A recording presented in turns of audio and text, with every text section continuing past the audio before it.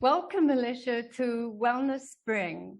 It's so lovely to have you here with us today.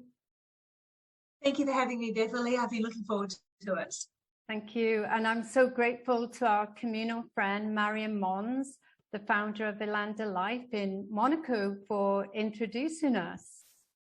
Me too. Marion is wonderful value at what she does. She's terrific. So I'm delighted that we're connected. Yeah, and I know the two of you met in Moscow many moons ago. So, you know, we're all global travelers today. So the world is getting smaller and smaller. So, dear friends, I would like to announce that today I'm with an incredible soul, Alicia Young. And to be honest, I'm in awe of all her truly amazing achievements. And I'm sure you'll feel the same after this talk. Alicia started her career as a social worker and crisis counselor in the areas of child protection and mental health. She did voluntary work in Calcutta for Mother Teresa, helping with leprosy and the dying destitute. And she's even written a book about it. Hang on. Mother Teresa Effect, which I absolutely adore. So Alicia changed her careers and became a television journalist covering local, national, and international news. She's contributed to the newsrooms around the world as an anchor, medical reporter, and foreign correspondent. Alicia is a public speaker and gives talks on diversity and culture. And also, she's an expert consultant and does talks and workshops in that area as well. And like myself, Alicia has lived in many countries. And she is an award-winning, 6 times award-winning nonfiction book author, and received personal thank you notes from the White House, which is incredible because I'm sure they're so super busy with emails every day. And her latest book, The Visit from Heaven, is a soul's message of love, loss, and family. And I couldn't put it down. Oh my goodness. Everybody's going to be in for a treat. But before we delve in that, Alicia, would you mind telling the audience about your background, your family, your education, and so forth? Because I know this plays a big part in the book.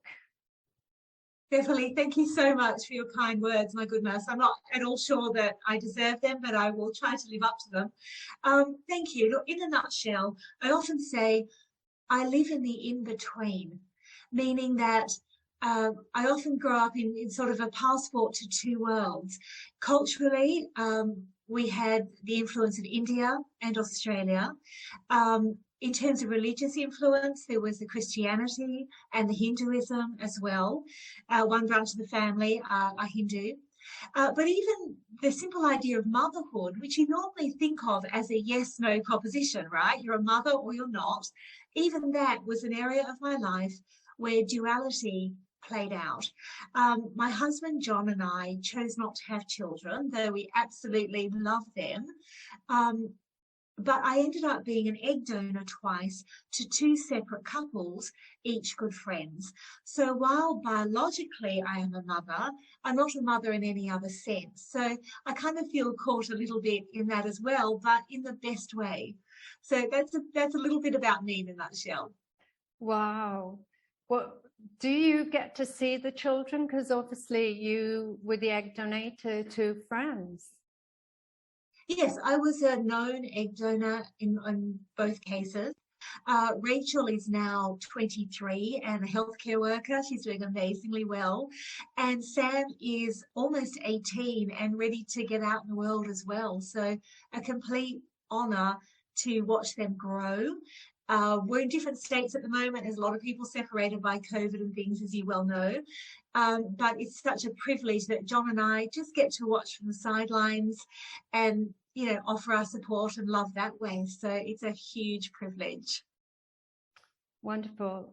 and you must be super excited because on your book, you have a testimony from Raymond Moody, which is on the front cover.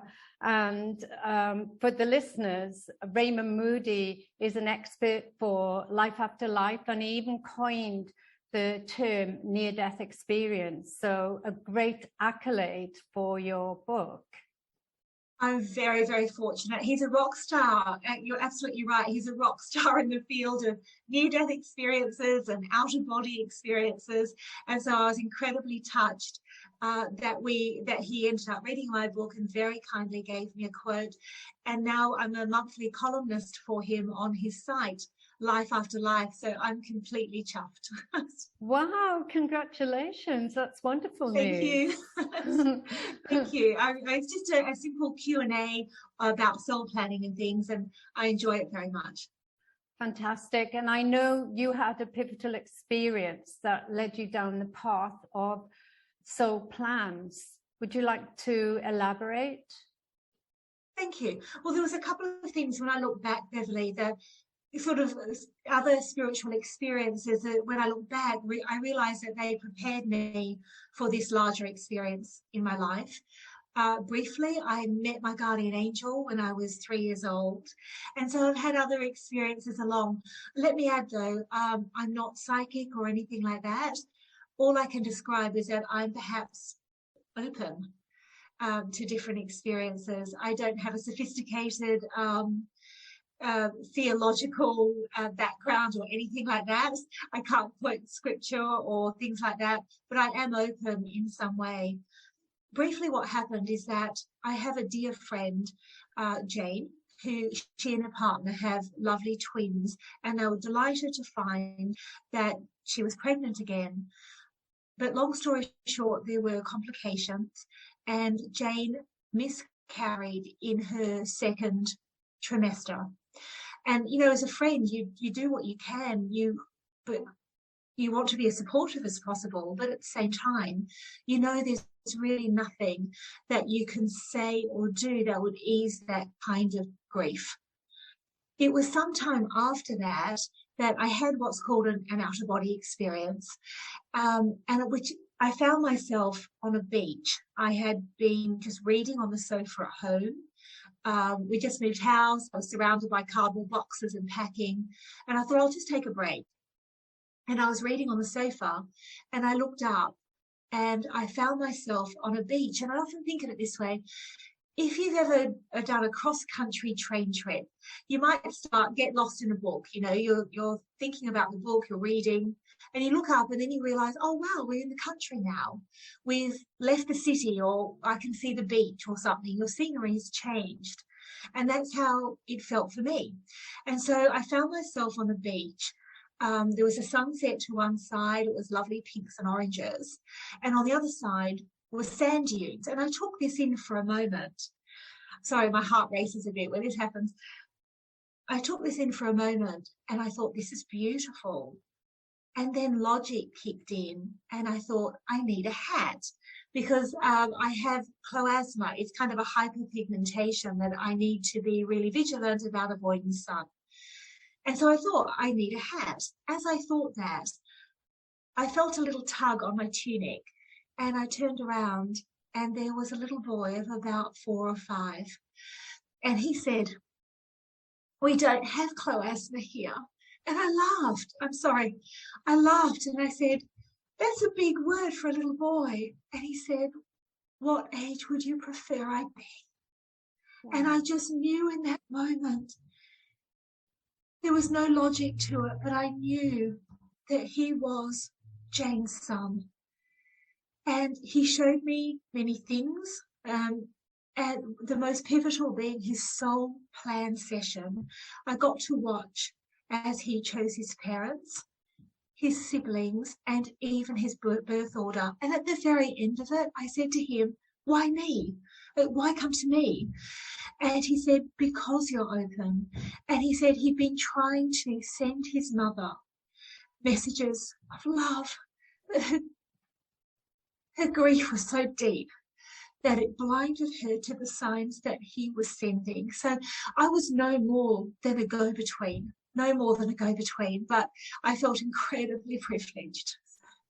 Wow. Wow. My heart goes out to you and to the parents, because I know it would have been very difficult for you to explain this to them and have them think maybe that you're crazy or something like that, you know. Well, I'm very grateful that you're right. And all those things went through my mind, like, how is this going to sound? You know, I mean, you don't just ring up someone and say, by the way, I mean, how do you do it? But also what I realized, Beverly, was it was not my right to keep that experience to myself. I was only a go-between. This was not about me. This was between a grieving mother and her little boy, and I had no right to not pass it on. I was just very fortunate that they were very gracious about receiving the message. I think Joe, the little boy's father, I think Joe listened politely. It's not really his thing, and I respect that. But Jane, she said that she just felt it intuitively, that it resonated for her. So I was relieved and grateful for that. And what a gift, because now you've written a book and you can help so many other people that have experienced miscarriages and stillborns and things like that. So yes, it absolutely was a gift. Would you like to tell the listeners what is a soul plan? Thank you. A soul plan, very briefly, is a framework, a celestial blueprint, if you like, of the life that we plan before we get here. So maybe, if you don't mind, if I take a step back, I believe, and I respect this may not be everybody's cup of tea, but I believe that when we die, we pass over to the other side, whether you call that heaven or the afterlife, whatever works for you. And that we are met, first and foremost, by our loved ones, a joyful reunion of loved ones who've gone before us. I believe that after that, I will see what's called a life review. And a life review is sort of, you often hear the cliche, my life flashed before me. Some people with near-death experiences describe kind of a panorama of different images around them, a movie playing out.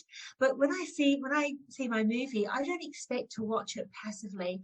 I expect to see in this movie of a life review all the times that I have maybe hurt someone from the other person's point of view, all the times I've been impatient, but also all the times that I have brought joy to others or have shared something or shown patience instead of impatience. And it's from that life review, and I say this respectfully, I know a lot of us believe in a judgment day where a deity says you've been good, you've been bad, you're in or you're out. My experience was that we experience that for ourselves, that we look at our life review and say, you know what, I might get to mine, Beverly, and say, you know what, I could have been more patient, or maybe I was a little too attached to status symbols like designer cars or clothes or whatever. So next time I might choose a circumstance where I get to experience a different way of being.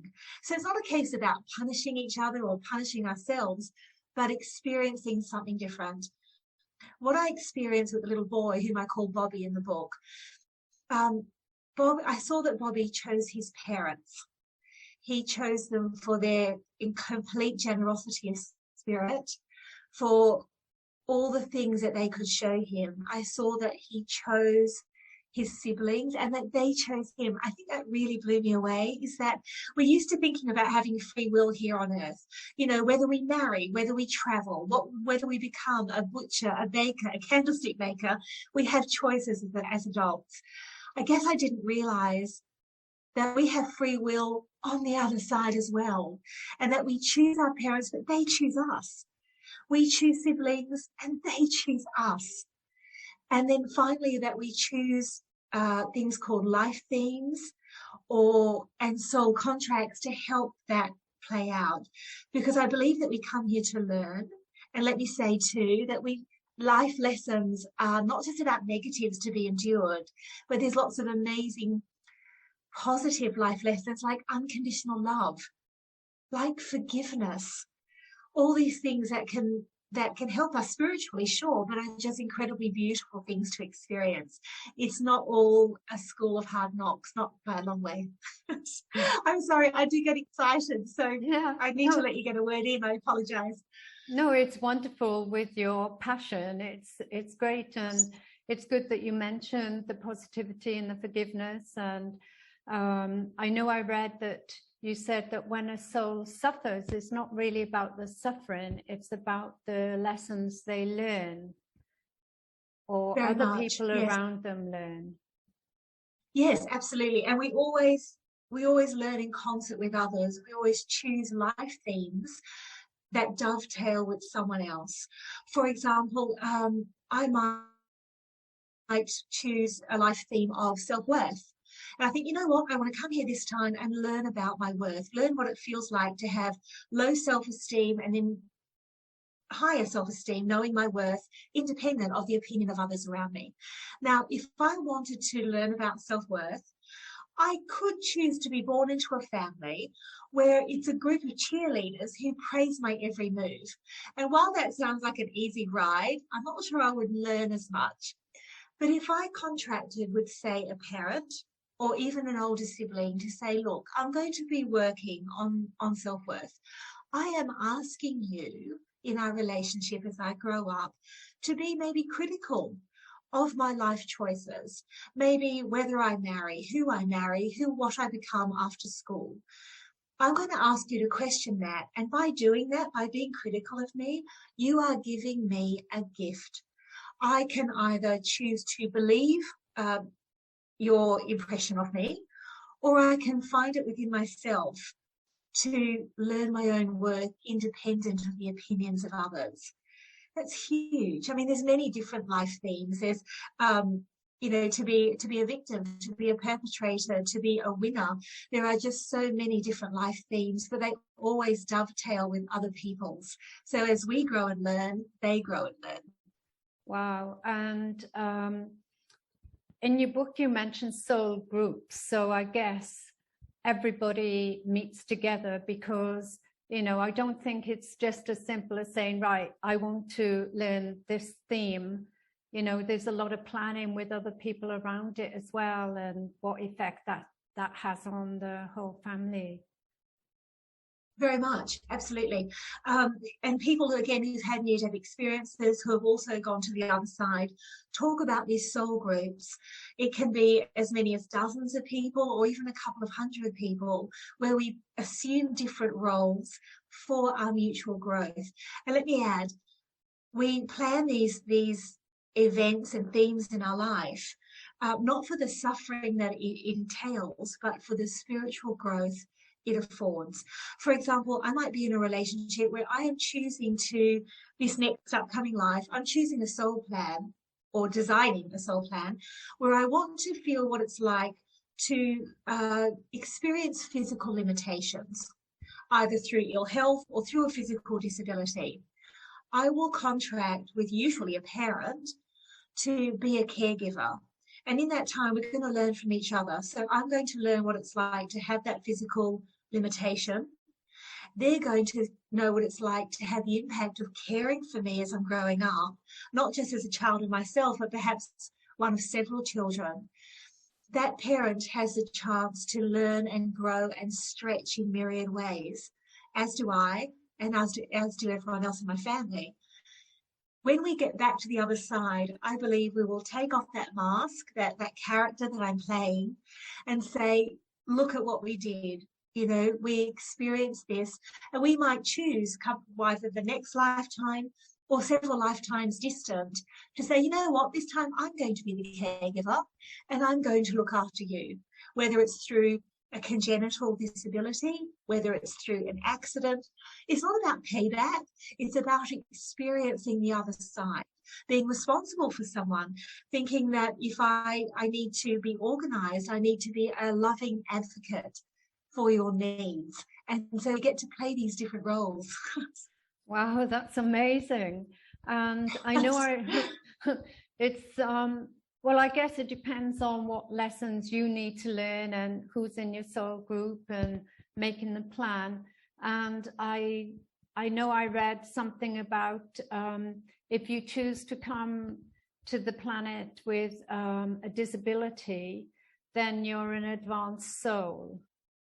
Very much. Oh my goodness. And that was my experience too on the other side, is seeing this little soul weighing up, coming with a disability. I remember as a child, Beverly, my school fence bordered the fence of a school for children with disabilities. And as a little one, I felt pity. I'm embarrassed to tell you that, but I did. I felt sorry for them.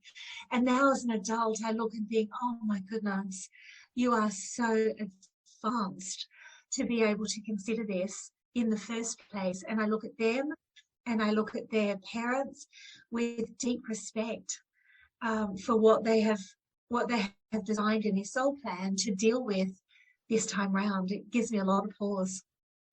Wow, I guess it has changed your outlook on life completely. Very much, yes. I saw on the other side, watching Bobby's soul plan session, I saw people come together in marriage, the souls that would be his parents. I saw just how much we have to learn from each other, and how brave we are to come here in the first place. I also experienced a tremendous love and support that a soul experiences when they're designing this. I saw angels in I guess to me, the traditional Christian sense of wings and things. I respect other people could experience something totally different, but I saw angels, I saw spirit guides whose job it was to lovingly poke and prod the soul as they're weighing up what's coming up in their life. And all I can say is, it's such incomparable support there that we almost have an idea of bring it on, let's pack 80 or 90 years on earth with lots of lessons. So I guess I'm saying, if you ever feel, my goodness, life is going, there's too much going on, I need to catch a break, play the what if game. What if I designed the circumstance? What if the person who's bringing me pain is doing so because I've scripted it that way? Let me add, though, if I may, I'm often asked, well, okay, if we design our soul plans and I've scripted with people to have soul contracts and all the rest of it, what about people who are abused? What about domestic violence? Are you saying that they deserve that? No way. No one ever deserves to be abused. I know that's obvious, but please humor me to let me say that. What I do believe and what I have seen is that there are circumstances when people say, you know what, I'm going to work on anger management this time around. I'm going to work on my temper, on how I deal with this earthly experience called anger. I'm going to deal with impulse control. Someone else might join them as a sibling, as a child, as a partner, whatever, and say, I'm working on emotional independence. Let's come together and see how we do with each other and how we grow. So if someone comes to deal with anger, it's never to indulge it. Beverly, our life theme is never planned to be indulged. It's planned to be overcome.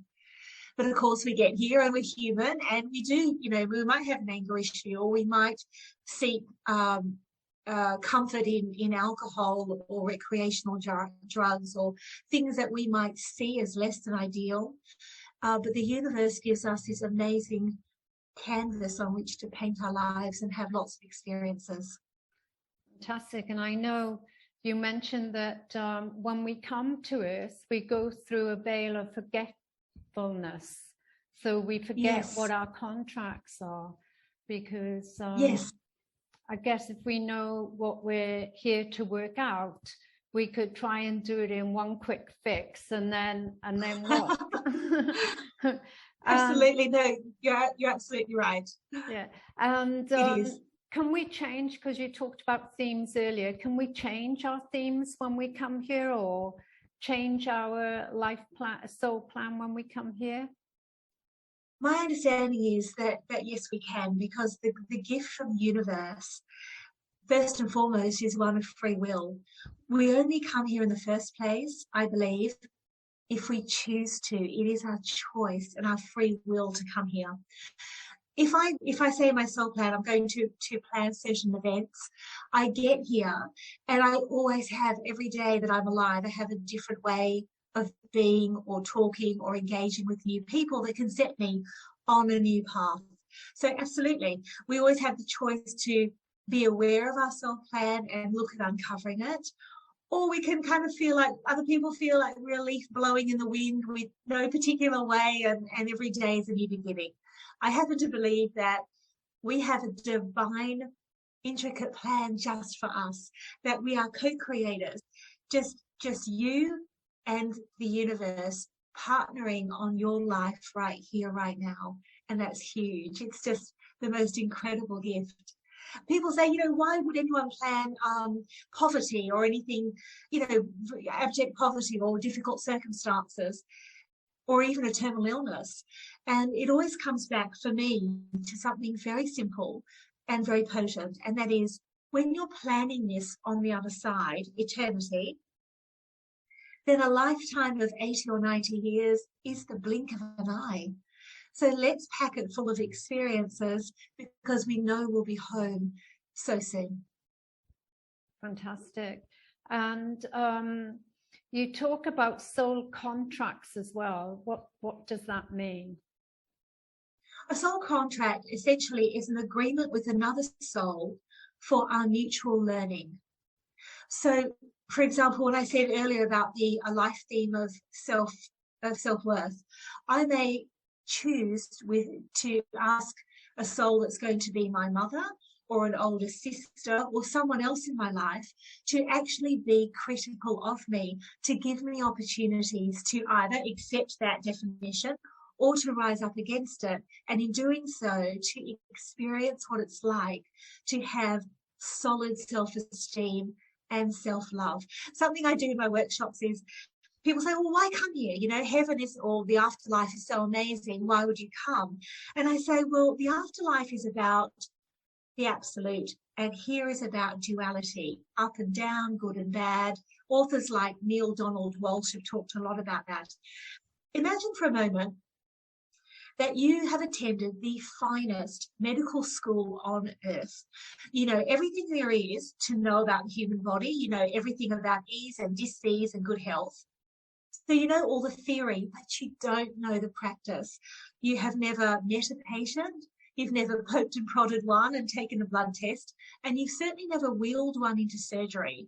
So even though you have all the theory, the practice and the experience is lacking, the practical experience. That's why I believe we come here. I can be up on the other side saying, I'm loved, I am loved, or I can come down here and experience what it is to give love and to receive love from others. I hope that makes sense. Oh, that was a wonderful explanation. I was getting goosebumps as you were saying it. It was fantastic. And yeah, life is about experiences, and I often say to people, you have to embody the experience. And because I believe, similar to you, that when I die, it's only my physical body that dies, and then my soul or life force essence, spirit goes back to the universe. And yes, when we spoke before, I told you I was blessed to have a life between life session with Paul Arand, who worked with Michael Newton, and it was an incredible experience. And it is like watching a video, and time just goes like that. I was having a session, it was 5 hours, and I only spent felt like about 5-10 minutes, But, wow, a 5-hour session, and it went so quickly because you got so much out of it. Yes. And what I wanted to chat with you about is exit points, because I think those are quite good for people to know as well. Sure. Well, I believe that everything is in divine and perfect order, even when all the positives in our life, but also all the challenges as well are unfolding as they should. And so because the other side is a place of divine and perfect order, things happen in balance. We choose entry points, which is naturally the people that we're born to, the family, the circumstances, the culture, the presence or absence of a faith. All these things form part of our entry point into the world. And by divine order, we also choose our exit points. Now, the spiritual literature, again, Raymond Moody, Dr. Ian Stevenson and others have talked about cases where people choose about half a dozen exit points. 5 or 6 exit points seems to be the number. Now, they're not spread out uniformly. Every 5 years, you will have a potential exit point. But it's about saying, you know what, it's a chance for the soul to say, I think I've learned enough this time around. Will we always be learning? Absolutely. But right here, right now, it's an opportunity for the soul to say enough. Now, common exit points, of course, are terminal illnesses, car accidents, and even, you know, at the other side of it is so-called freak accidents as well, which we hear about in the news. Our exit points, whatever we choose, obviously we just have one final exit point, whatever we choose, it's never done in isolation. It always dovetails with spiritual gifts for other people. For example, my father died 3 years ago. He was 94, almost 95. So his exit point was in advanced old age. He had dementia. But I used to think that Dad's passing for us, Beverly, was such a series of spiritual gifts, because he had a quiet dignity. My father carried himself with quiet dignity.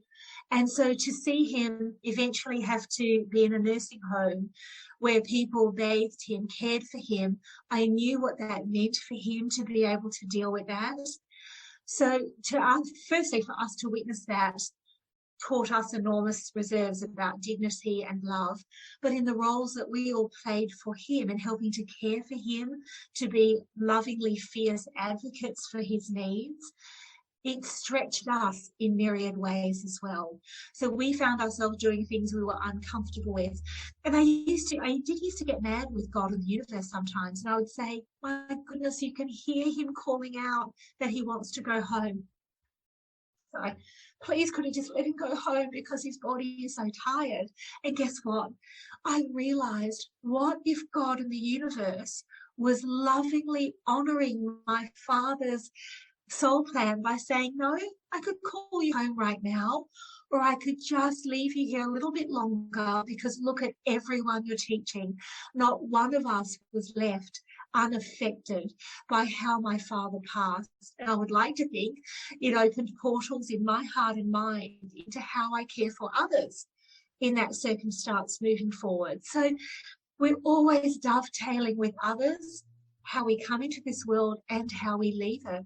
I've had clients say to me, and I don't want to sound flippant about this for a moment, but clients have said to me, my cancer diagnosis was a gift, because I get to tidy my affairs, I get to repair relationships, I get to make sure that nothing is left unsaid, versus a random exit point in a car accident where sometimes things are left unsaid.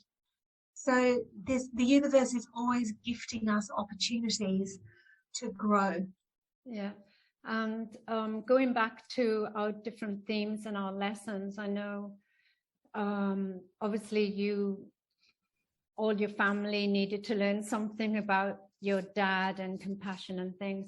And also with your themes, because you mentioned about being in the with your sister, and you could have had a car accident or some sort of accident, and later on that would have affected your mother's reaction to you for being with her, and rejection. Do you want to explain a bit more about that?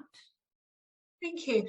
I had an experience separate to the little boy where I was driving home one day, and I began to see images in front of me, and I had to pull aside. In a nutshell, I was shown an exit point, or rather a potential exit point, of my younger sister. We had been driving home one evening, early evening, and we were going down a hill and my brakes began to fail. And we were going down toward a path with wooden posts all around it.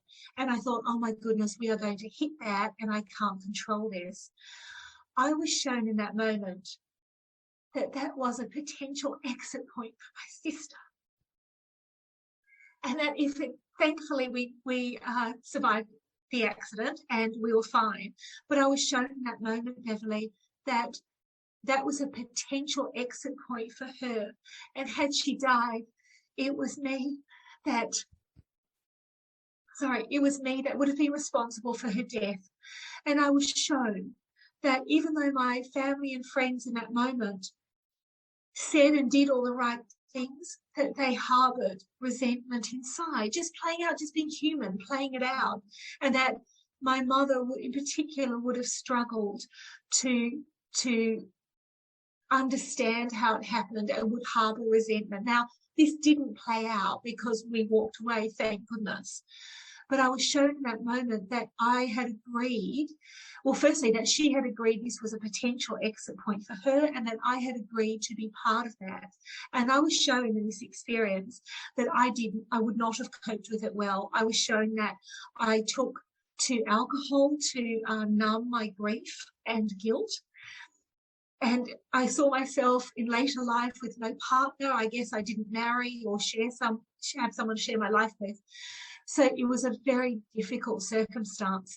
But I share it because it just shows you that the way that we pass, just like the way we arrive here, the way that we pass is packed full of spiritual lessons for us, but for everyone who knows us as well. So it was a difficult thing to see at the time, but I'm very grateful for it. Wow. Well, I'm glad for you sharing the lessons, because I'm sure a lot of people listening will benefit from it. Did you want to share what you think your life lessons are, why you came here, if it's not too painful? Thank you. I think thank you. No, it's fine. I think often we build in a primary and a secondary life theme, and they're kind of designed to build, to kind of grate against each other a little bit for extra learning. I think one of mine is courage and another is rejection. Very briefly, I say just very briefly at the end of the book, I reported someone known to me who was a risk to children. Now, I'll do it again in a heartbeat. It's just what I had to do, but it came at a tremendous cost. I believe that part of my life theme is courage in speaking out, but also the possibility of when you speak out that you can experience rejection by people you love or people who know you. Again, I'll do it again. It's not about being a hero. It's about being able to look at yourself in the mirror and think, I did the right thing. But I know that I designed this. So even when I lost people I loved through having spoken up about the truth and reporting this person, it was by divine design. I believe that in a past life, and look, the year after that, Beverly, was the worst and darkest of my life. But even as I experienced that, something inside me said, you chose this. Not in a punitive way, like wagging a finger, but you chose this. And I felt deeply, and I still feel, that in a past life, I either witnessed some sort of abuse and stayed silent. And this time around, the universe was not looking to punish me. The universe was saying, I'm going to give you another chance to find your voice. Let's have a course correction. Let's have another try. And thankfully, I'm glad to say that no matter what other mistakes I've made in my life, I think that I got a handle on this particular one this time. So that was it. But I think when we look at soul plans of what if I planned this event? What if I planned this relationship? We move from victim, where things are happening to us, to a designer of our soul plan, where it's a much more empowering position. Yeah, because I guess, even though your theme was courage and speaking up, you could have chose, because of not wanting people close to you to reject you, to keep quiet. And then you wouldn't have learned that lesson. You wouldn't have had that spiritual growth. But absolutely. A thought just came to me. It's interesting that you chose to start your career in child protection. So, yes, and then yes, I have to wonder. And then you moved to journalism, on the front of people's TVs and speaking out about different things. So, you know, I'm sure you're well ahead of learning your lessons, and fingers crossed. Fingers crossed, yeah. Thank you. And would you, I know that you, in the book, you say that you reflect every day on your life, on your daily life. Can you let the audience know how that we can benefit from doing something like that? Sure. Look, they're very simple things, but I'm talking to you in my study at the moment, and I have two little signs on my computer. One says life review. The life review is what we talked about earlier when we get a replay. And I think, oh, if that helps me think, okay, if I'm angry about something or angry with someone right now, if I can hold my tongue now, I won't have to relive that when I get to the other side. And so I think every day about my life review. Am I hoping to do a little bit better today than perhaps yesterday? The other little sign I have is two words, actor factor. I believe that we're here almost playing a character. You know, like Shakespeare said, all the world is a stage. I believe our soul plan, we design it there, but we come here and we play it out, each playing a character. Right here, right now, this lifetime round, my character is Alicia. I'm one of 9 children, growing up in Australia from Indian heritage. That's the absolute basis of my character. So when I remember the actor factor, if something happens today where someone hurts me deeply, I try to remember, look, we're all just playing roles right now. None of it is going to last. Everything about it is temporary. So I can either try to release it or hold on to it for no particular gain. So that the actor factor and the life review is something I think about every day. That's fantastic.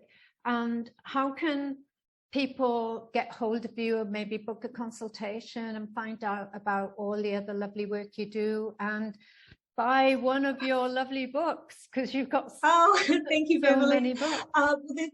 Thank you. Look, the easiest way to contact me is my author page, which is simply Alicia Young Author on Facebook, or my website is soulplans.net. So either of those, Alicia Young Author or soulplans.net will find me. So thank you very much. Fantastic. And if someone, can you talk us through a small consultation, or what can people expect if they come to talk to you about soul planning? Great question. A soul plan session, some people will just come once because they're simply curious about it. Others will book a short series. It's always a person's choice. Let me add, it is not a psychic session, not a psychic reading. I have nothing against clairvoyance or clear mediumship, but it's not about that. We spend the first half hour really looking at the key people and events in your life, looking at your family of origin, looking at key events, a partner, any children, of course. And then the second half of the session is really exploring your life themes and your soul contracts. And there is a saying that the people who hurt us the most are our greatest teachers. And it's just an interesting way to look at our relationships through the events of soul planning, shifting from this is happening to me to what if this is all unfolding by my design? And it puts us in a much more powerful position to understand, and looking at things through a soul plan perspective can really take the sting out of painful relationships and events. So it's just a little taste of what we do. Fantastic. And because you've lived in other countries, and I know you do the work with expats, how can you help people there? Oh, we often do Zoom. So I'm based in Adelaide, Australia. we meet in person, but of course I offer Zoom sessions as well, and we can talk just as we're talking now, and we get to see each other and just have that time together as if we were in person. So that's a very handy thing to be able to offer. Wonderful. So on that note, thank you so much, Alicia, for all your wonderful sharings today. And I'm going to make note of all those tips and look at my life. And I think I need to book a live session with you to look at my life. So thank you. That sounds amazing, Beverly. Thank you so much for your time. I really enjoyed it.